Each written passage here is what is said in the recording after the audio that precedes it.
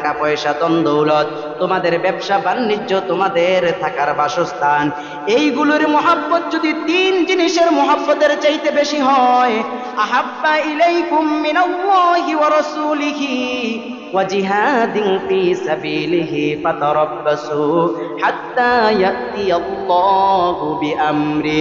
তিন জিনিস হলো আল্লাহ তাআলার মহব্বত, আল্লাহর রসুলের মহব্বত এবং আল্লাহ তাআলার রাস্তায় জিহাদ করার মহব্বত।